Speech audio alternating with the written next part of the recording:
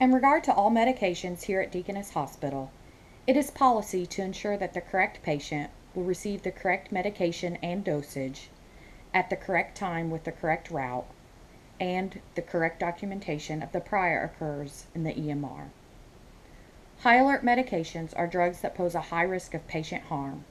Therefore, proper precautions must be followed in the storage, ordering, dispensing, administration, and monitoring of these medications. This video is an outline of the steps to be followed for all dual sign-off medications. This will help to reduce the chance of patient harm from administration of high alert medications. Our drug today is heparin.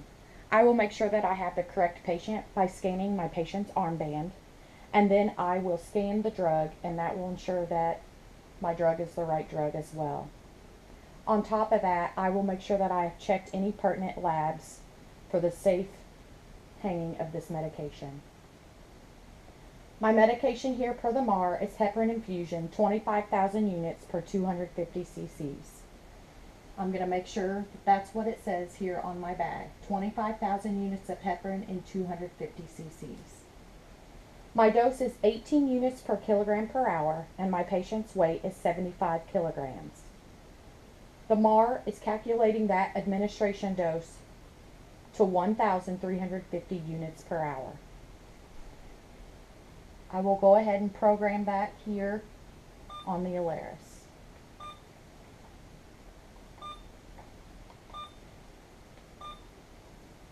Heparin 25,000 units in 250 cc's was selected. That's what it says on my MAR, and that is what I am hanging. Once again, it asks you to verify that this is heparin 25,000 units in a 250 cc bag. My dose is 18 units per kilogram per hour times 75 kilograms, which is the patient's weight, and your administration dose is 1,350 units per hour, which is what I will program into the Alaris pump.